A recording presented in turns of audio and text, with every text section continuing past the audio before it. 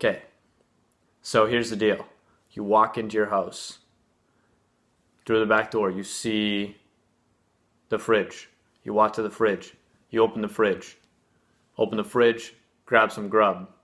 Open that grub, eat the grub. All happens without even really thinking. It's all just an automatic response to your environment. Okay, so those environmental things, i.e. open door, i.e. see the fridge, i.e. walk to the fridge, i.e. open the fridge, see food in the fridge, these are all triggers. And your responses to them are mainly automatic.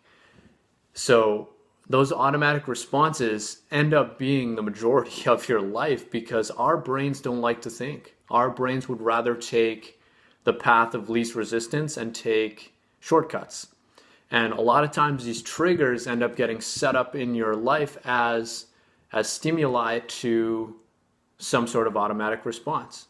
So kitchen, fridge. Fridge triggers eating.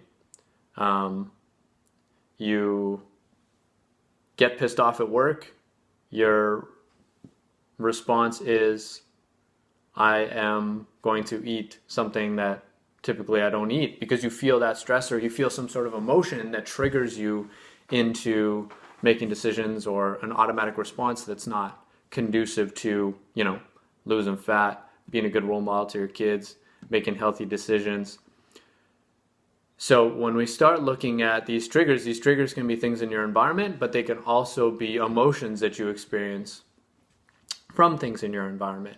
So an emotion might be lonely, tired, it could be stressed, and that can all lead to an automatic response of seeking some sort of comfort food or seeking some sort of stress relieving food that maybe you've associated with stress relief in the past. Maybe when you're younger, your grandparents would take you to McDonald's if you were hurt, or they give you candy if you were hurt, and you've basically associated sugar with like feeling better, and you've kind of carried this into adulthood. So how do you set up your world, and how can you kind of fight back against these automatic responses to these triggers? Well, we got a few strategies to do that. But the first thing is just awareness. So bringing awareness to these actual patterns and the automatic responses that you have to triggers and stimuli in your environment. Without awareness, nothing can change. So you need to have that awareness to start off with. So awareness kind of comes in the form of an easy task and then a little bit more difficult task. So the easier task is to use a food journal. So a food journal could be as simple as just writing out everything that you eat in a day. Having to commit those things to paper forces you to think about, oh man, like I'm about to eat a tub of Ben & Jerry's ice cream. Or, oh, I'm about to eat whatever, a Snickers bar or something, whatever. And that awareness can cause you to actually change your behavior. So step one is a food journal. Step number two, a little bit more difficult with the awareness side of things, is to actually do what's called notice and name. So notice and name is a really cool strategy that is meant to not only bring awareness to what you're doing, but to associate or find out or discover the actual feelings that you're having when you're searching out that food. So if it's an emotional eating situation, you're bored, what are you actually feeling when you go for those foods? So there's 3 steps with the notice and name. Step number 1 is, what do I notice? So I notice that when I get stressed out at work, my response is to go to McDonald's after work to have a burger or to whatever, have a Big Mac. So that's what you notice. What are you actually trying to get out of that situation? So that's question number 2. What are you trying to achieve with that situation? So I'm actually trying to get stress relief. Okay, so step number 2 is find out what you're actually trying to achieve. So I'm looking for stress relief. Step number 3 is to actually implement an alternate activity. So how will you choose to respond when this trigger happens again? So number 1 trigger is, I get stressed out from somebody pissing me off at work. I want stress relief. My alternate activity is going to be something stress relieving for you. If it's, a sport, if it's reading a book, if it's yoga, if it's going for a walk, if it's hanging out with your dogs, if it's hanging out with your kids, if it's playing a game with your family, that all can be used as an alternate activity to provide stress relief. So what will you do instead? Break the chain, break the loop, so that you don't revert to those automatic tendencies that you normally would have if you didn't have that awareness. So awareness strategy number 1 is to use a food journal, and then number 2 is to do the notice and name game. Okay? So number 3 is to play the red, yellow, and green light game. So the red, yellow, and green light game, we talk about this with foods. So you can, you'll have foods that are kind of red light foods, kind of a no-go. They don't make you feel good. You don't feel good after you eat them. Maybe they taste good, but they're not conducive to your goals of, dropping fat, of being healthier, of getting in shape, of being a good role model to your kids. So those red light foods are something that you would probably try to eliminate. So you would just take them out of your kitchen or whatever. Yellow light foods are sometimes okay, sometimes not okay. Green light foods are always okay.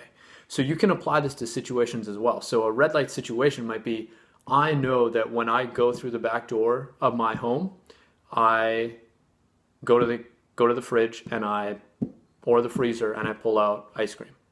You know that's your automatic pattern. So if that's the case, you know that that's a red light situation, just come through the front door, eliminate it. The other thing that the next one would be a yellow light situation. So sometimes they're okay, sometimes they're not okay. So a yellow light situation might be when you're alone. So you have no problem eating Doritos in good amounts in appropriate amounts when you're with your friends or with your family, but when you're alone, you're going to crush them. So that would be a yellow light situation. So you know that in a yellow light situation, when you're alone, you would just make sure that there's no Doritos in the home if you know you're going to be alone. Green light situations are always okay.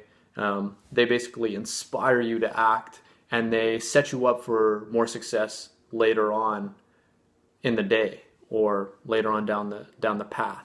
So something might be, a good warm up or a good playlist that might fire you up, make you want to exercise. Doing a workout in the morning sometimes might cause you to eat better throughout the rest of the day. A super shake in the morning might set you up to make wise eating decisions for the rest of the day, might make you feel energized.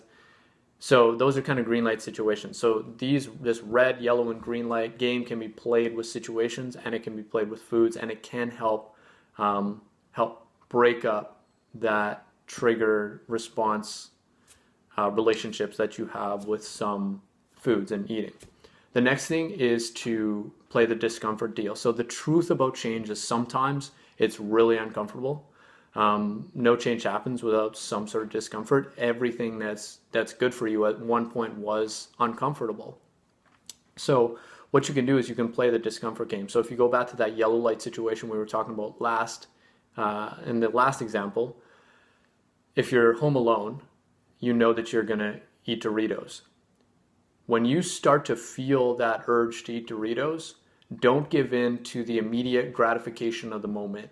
Sit with it for 5 minutes. So just give it 5 minutes and then think about how you feel and what you're experiencing, and be okay with the discomfort. Sit with it for 5 minutes. At the end of the 5 minutes, if you still want it, I guess you can do it, but you might not. You might not. Okay, so it's an opportunity to not only practice discipline, but it's an opportunity to practice working on handling discomfort. Okay, the last thing, guys, kind of plays off the red, yellow, green light game, and that's changing your environment.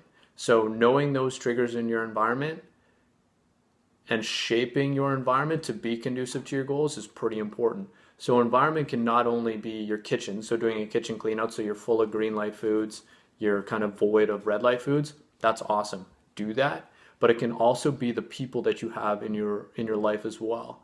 You know that when you interact with a certain person in your life, they cause you to make poor decisions. So maybe you need to, if you can, spend less time with that person, or it might be that you have a crucial conversation with that person and you just lay out the facts for them, tell them your story, and how it's affecting you. Ask them how they feel about it. Ask them if they even know what's going on. Don't forget to talk tentatively and encourage some testing with it as well.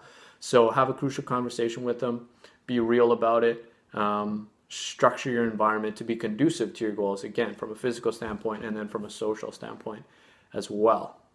All right, guys, so those are your 5 strategies for helping disrupt the chain or break the loop, break the chain between trigger and response. So the 5 things we talked about was a food journal. We talked about notice and name.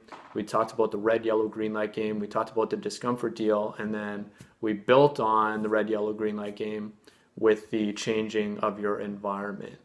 All right. So guys, hey, if you found this useful, let me know. Leave a comment in the sections below. If you have any questions, leave it in the comments below. Love to hear from you. Hope you guys have a great day, and I will talk to you guys again soon.